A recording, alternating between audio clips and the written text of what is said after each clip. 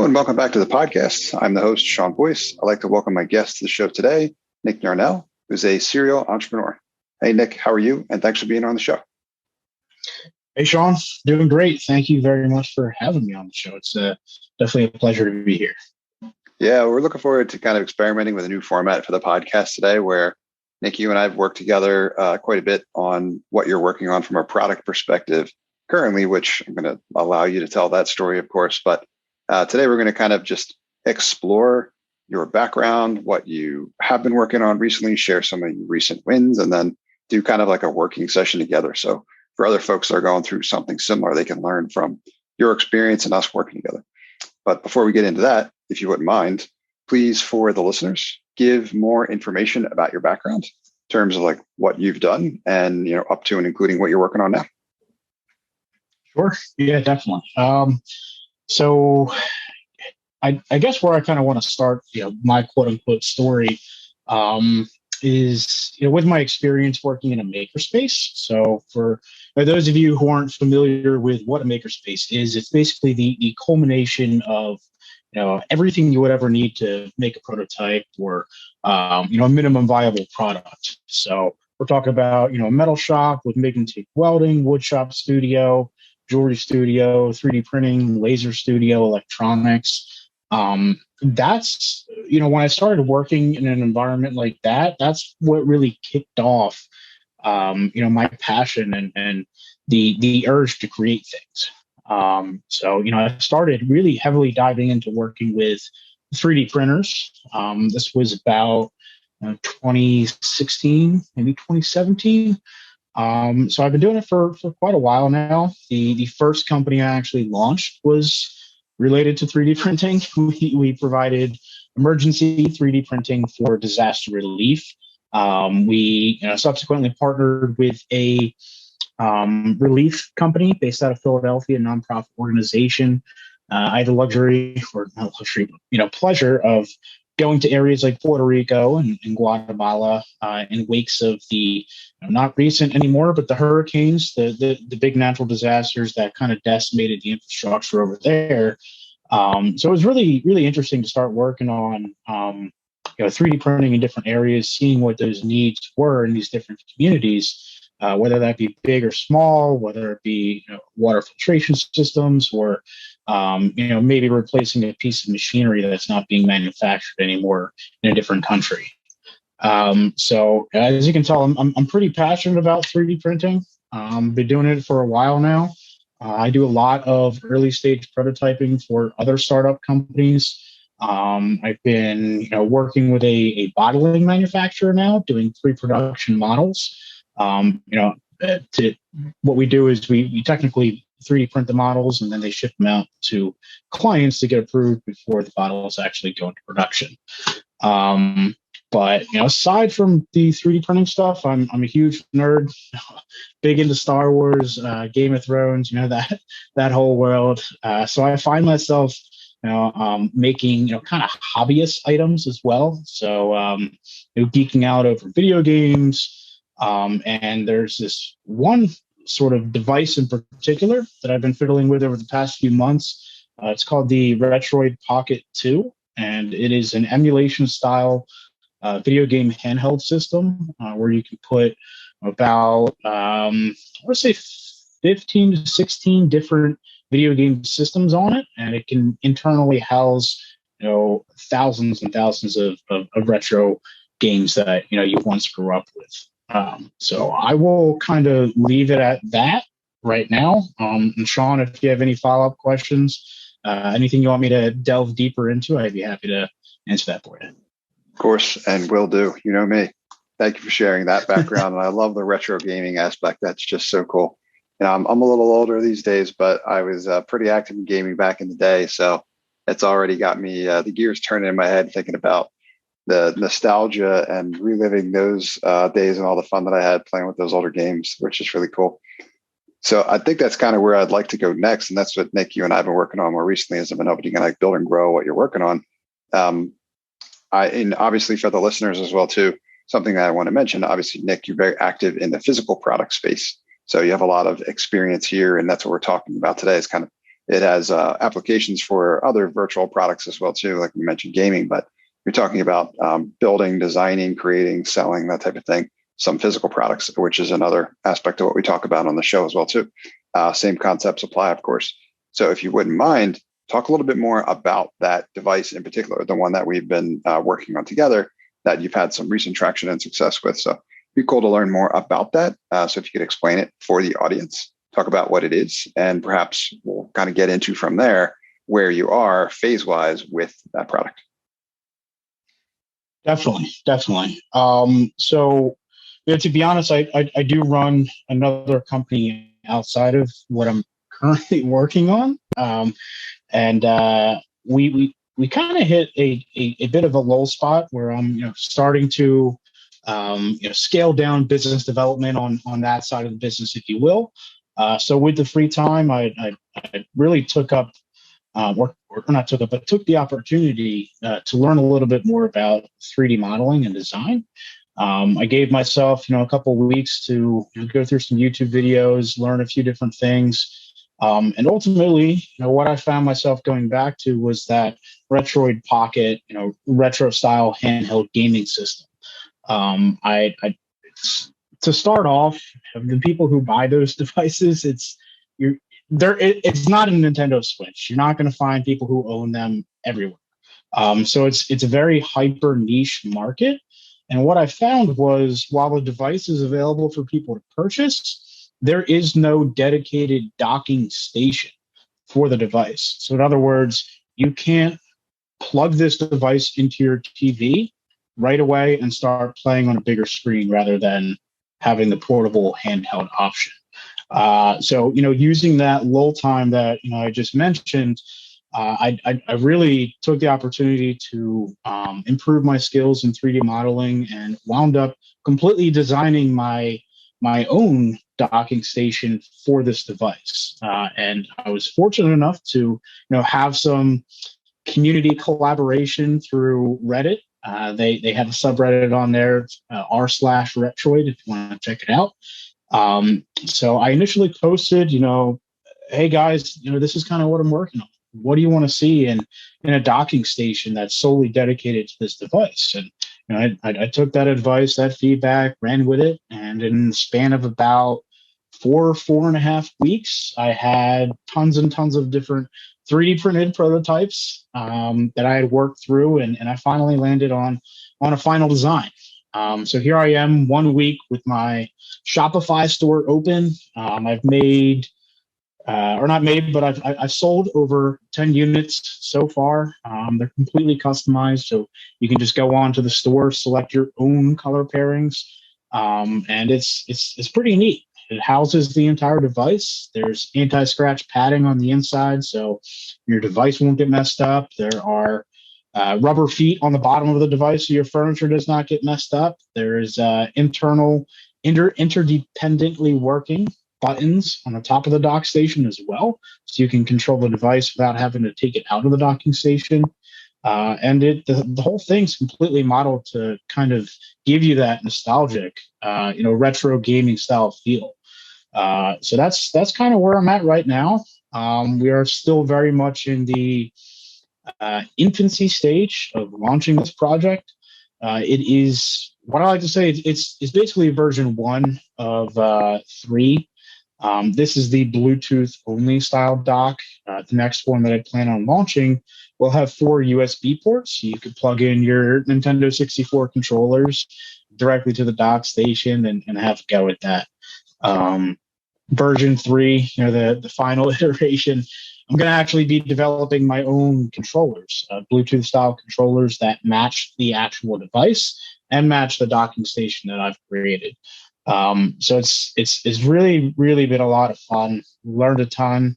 Have gotten quite a few offers to have my dock station reviewed on official retro handheld gaming YouTube channels. So that's pretty cool. So I'm hoping, when these YouTubers start reviewing my dock station, I'm going to be picking up a few more sales here and there. So that's super cool, man. There's a number of things you hit on there that I would reiterate for folks that are listening in, because I talk about these in pieces, but it's cool to kind of bring things together bring these real life examples of people going through these steps and making this kind of progress, and then hearing about it directly from someone like that.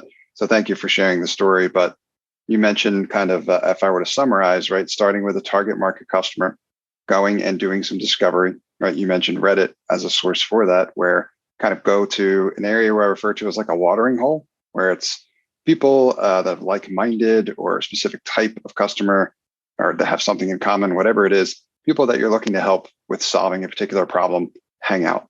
And Reddit was a good example of that in this case, where you kind of just engage with the community to get back a bunch of discovery feedback to learn more about, anyway, long story short, here's who I am, here's what I'm trying to do. And I'm looking to get an idea for what your needs and wants are, what problems or challenges you're having. And then that guided you towards the product and creating a prototype for it, right? And they did some testing with it, created, and eventually had something that solves problems for the people that you did the discovery with. Through the advances in what's available to 3D printing and prototyping, you're able to create the physical product in a short period of time. You mentioned a few weeks, which is amazing progress for that period of time. And then with the other resources available, like Shopify store, which I know is something we talked about, now you're able to take orders online via that e-commerce website, provide links back to the same people who had a need like that. And you've had some pretty strong results thus far in terms of people expressing interest in this, but actual like taking orders, those orders converting, and then paying for the product. Right now, you're in the process of manufacturing them, shipping them through the process that you have today, which is really cool. So, I mean, from where you started to where you are now hasn't been a significant amount of time, but you have made a lot of progress. And now you're talking about starting to kind of generate word of mouth. The feedback is starting to come in, getting, in terms of the performance of the product, and you're picking up other areas, which like potential channel partnership options, where you're going to get people that, have significant authority in the space to raise awareness, gain even more exposure, which will give you more data, help refine the product from there. And, eventually it just kind of rolls and it builds a lot of momentum in that way. The one thing I'd love to hear you talk a little bit more in terms of like what's next is you talked about different versions of the product and adding features to it, essentially. In our sessions, I have an idea where that's come from, but I'd love you to tell that story as well, too, in terms of like, how did you learn about how to go from where you started to the additional components that you've added? Like you mentioned the USB ports, you mentioned the Bluetooth technology, stuff like that. Share that story as well, too, if you don't mind. Yeah, definitely. And that's 100% a good thing to touch on, because I've been able to connect with this Reddit community, the Retroid subreddit over there. I've been able to generate a lot of hype. In a short period of time, I have a lot of people following my personal Reddit page now, and most people are actually on a wait list for version 2 and version 3 of this docking station. But initially when I set out to do this, it started as a hobby project to really just better my own skills and fill a need that I had. And as soon as I recognized that other people might have this and that, okay, it's not being made, I wanted to pick the quickest and fastest possible route to capitalize on that, be the first mover, be that household name in the Retroid community. So I decided to go with the Bluetooth version as version 1, because it was simply I'll use this term again, it was my minimum viable product. It was my fastest way to market. And I could have very easily spent 3, 4, 5 more weeks on making a universal dock that doesn't just do Bluetooth, but it has the USB ports in there. It comes with the customized Bluetooth controllers. But there are some people that might not want that, and that is something that I had to take a step back and kind of recognize. To me, I'm not the type of person to plug in USB controllers. I'm just kind of going to use what's there. And what I have. So it made sense to me to kind of diversify my revenue streams, fill the needs that, the particular needs that each retro handheld customer might have. And by spacing out different product launches, that allows me to build a little bit more hype around those launches. So with the release of version 1, the Bluetooth only model, I actually just did my first raffle or giveaway for that dock. And in doing so, I made my own a dedicated post on the Reddit community, and I was able to actually generate over 300 comments on that single post, which more than tripled, the number of or historical number of comments that any one particular post in that community has ever had. So even though, 299 out of 300 people might not have won the doc, it at least instilled some interest in there. They know that my product is out there. And because of that specific post, I was able to take a lot of orders in. And the lucky winner who got this, it's going to be shipped to Switzerland. So it's pretty interesting that there are people all around the world who not just want this product, but are in tune with me. My hobbies, my likes, find value in this, and are looking forward to version 2 and version 3. So that's so cool. It's such an exciting journey to describe for the show, and I want other listeners to know what's entirely possible, right?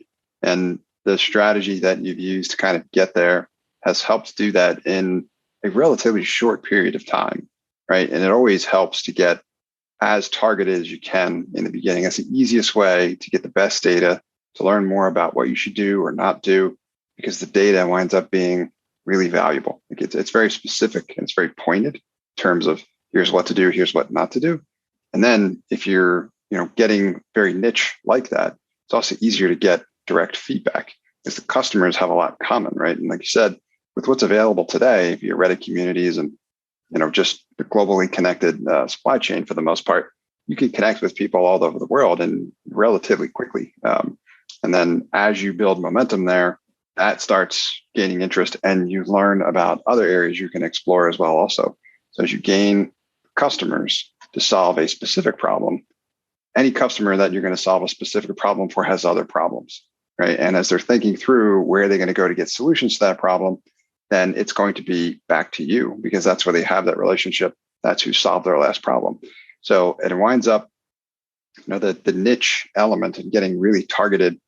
There's a lot of people that are trying to do this type of thing and they hesitate to get specific because they feel it's limiting. It's actually the exact opposite. If you get specific, you're able to gain traction as quickly as Nick, you're telling kind of your story. And then from there, that's when you can expand, but not before that. So if you try to go too wide initially, you don't get specific enough. But if you get specific in the beginning, after you get, if you achieve a certain amount of success helping folks with a specific problem, now you can expand from there. And you've got relationships with folks. As you build a list of them, you can go back to them for what other needs you have. What else would you like to learn? And Nick, you've already shared some of those ideas in terms of where you can take this from here. So you've got great momentum building, and that can just continue to be, built upon as you learn about other problem challenges that you also want to solve. So thank you for sharing the rest of that story. Next question I was going to ask was kind of what's next? Like, where do you want to go? Where do you want to go from here? Where do you want to take it? What are some of the, I'm sure there's extent here is like equally exciting and terrifying, which is kind of the sweet spot where you probably want to live, but because I'm sure you can see it kind of rolling from here. Where do you want to take it next? And is there anything that you were not necessarily worried about, but know that you're going to need to focus on if and when the momentum continues? Sure. That's a great question. It is something that I have started to think about. And the reality is it's a very niche community, like I've talked about before. I want to say, probably my total addressable market may be just shy of 500,000. But I had just mentioned that I am shipping one of these dock stations over to Switzerland. So my total addressable market might potentially one day expand outside of what I know it to be now, right? As soon as I take it internationally, I might have a greater reach. But the quickest way for me to gain that international status to me, is actually to patent the design and license out the technology to the company who actually makes this retro handheld device. So that's something I've been fiddling around with right now. Looking at the existing intellectual property patents out there right now. Seeing if there is any potential for me to infringe on what's out there. I don't think the likelihood of that happening is all that high. So I do think that I am the sole first mover on this, which is a good thing. But now it's just a matter of moving forward. How do I protect my own intellectual property so that I can ensure that people don't make copies of my product or go ahead and decide that they want to file a patent with the United States Patent and Trademark Office, USPTO. So I can't honestly tell you how long it's going to take to get to that level of shipping internationally and licensing out, my product to a larger company that manufactures, a more expensive device like this. But what I can say is, it's just baby steps. It's a small victories. So, right now I'm focusing on making sure that every single one of my customers are happy with, their single product. Building that client relationship, right? And then making sure they're staying in tune with what's coming next in the company. And not just the company, but product wise. I have given thought to add-ons for version 1. So while my customers might be buying version 1 right now, and then say 3 months later version 2 is released, they won't be left out of the loop. So essentially what will happen is, they can buy version 1, and then they can buy the adapters to convert their version 1 into a version 2 product. So it's been a hell of an awesome time to work on, kind of think through the possibilities of kind of where this could take me. And, I just want to kind of take it back to what I had said earlier. This all kind of started as a passion project. I had some downtime. I wanted to improve my skill set, learn a little bit more about 3D modeling. And, I kind of found myself finding that nice overlap between, professional skills and, my hobby, my interests. And that's where I really like to live. That's where I like to work. So it's been really great so far. That's an important element as well too, is making sure, there's identifying needs, but there's also doing what you want to do and are passionate about. And that goes a long way, especially when it comes to, seemingly intangibles, but really I think they're more of a tangible element, which is like understanding that target market. I talk to a lot of folks who want to enter into a new market. They're excited about it potentially initially, but eventually that wanes a bit when you realize just how much you need to dive deep into it in order to truly understand it. So that's where that passion element plays a big, important role.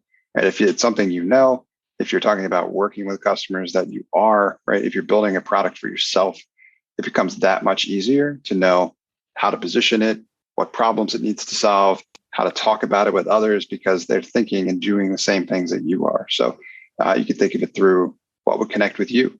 What would connect with you and very likely connect with someone else who has similar characteristics of looking for the same type of things, has the same problems and challenges. So that is a huge advantage that not enough people take advantage of. And looks like it's paying off so far. So thank you for sharing that story, Nick, and coming on the show to talk more about all the awesome progress that you've made. Super exciting. And, we're hoping to have you come back, hopefully at some point, and talk about all the cool stuff that you're working on building for lots of people and shipping them all over the world. So I'm excited by that. But before I let you go, 2 questions for you. The first is, are there any resources in particular that you would recommend for other people hoping to do something similar, where they can go to kind of learn more, pull inspiration from your story, that type of thing? Yeah, definitely. Number one resource for me is YouTube. They say, don't pay someone to do an oil change for you. Use YouTube to kind of learn the skills and save yourself $100 every time you need your oil change. So I kind of take that same mentality, towards everyday things. If I find a skill that I'm lacking, I'm going to pop on YouTube and figure out if there's an easy way to start picking that up. Now that I'm not saying that every YouTube content creator is perfect or knows what they're talking about, but at least the information that they provide on there is a start. I do a lot of Googling research as well to find those resources. So, in my 3D printing journey, almost every program I've used so far is 100% free. So I do all of my 3D modeling on a 100% free platform. So that kind of the same philosophy that I've used to launch my products. What is going to be the cheapest, fastest way that I can get to market? Only in this case, I'm the product. So that's kind of the way I've been looking at things. The what I'm calling it a pocket dock, the dock station that I've designed for this device, is not the only thing that I'm doing either. So I also run a company outside of this called Potestiam, where we are doing crowd management powered by artificial intelligence. And a big thing over there in that realm has been networking. Because sometimes, you have to realize that, you in particular might have a bandwidth that you cannot exceed, skill set wise. So if YouTube and researching, Googling isn't going to cut it, you need to have the people in place to kind of fill those gaps, fill those voids for you.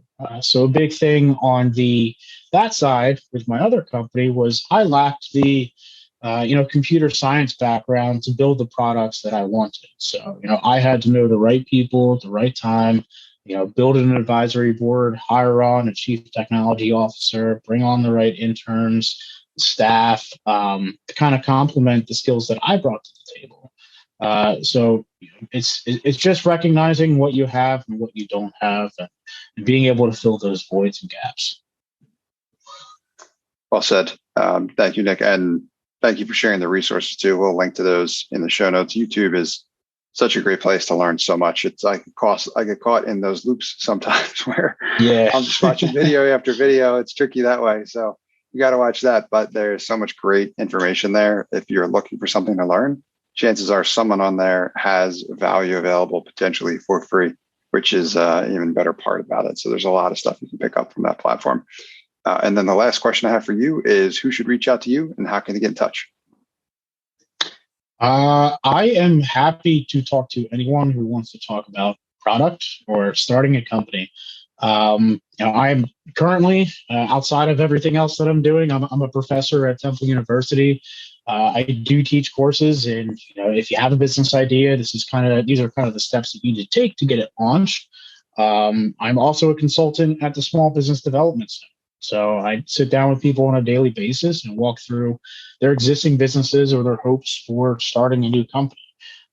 So if you have any questions, about starting a new company, anything on the product side, whether that be tangible, I guess if for anyone who is watching this video, I'm not sure if you are going to post a video. Here's a dock. This is kind of what they look like, 100%. Oh my gosh. A little blurry. That's what they look like, 100% 3D printed, and it houses this device.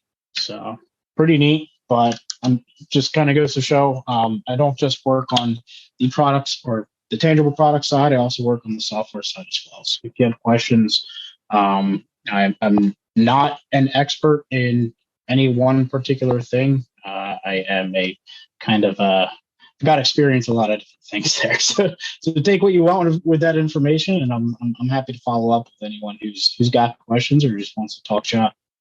Awesome, thank you, Nick. What would be the best way for them to get in touch with you? Do you have a profile or a particular platform that you would prefer them connect with you on? Definitely LinkedIn. But if you wanted to, shoot me an email, feel free to do so. You can reach me at nick@potestiam.com. That's NICK at POTESTIAM.com. And we'll link to that as well. Thank you, Nick. And thanks for being here. Awesome, Sean. Thank you very much. Take care. Thanks for listening to this episode of Product Launch. I hope you got value out of it. I like to feature product people on my podcast because that's who I love to help. I'm a product strategist, and I can help you scale your business and grow your profit through a product. If you'd like to learn more about how I can help you, email me at sean@nextstep.io. That's Sean, SEAN, at nextstep, NXTSTEP.io. Or visit my website at nextstep.io. That's NXTSTEP.io.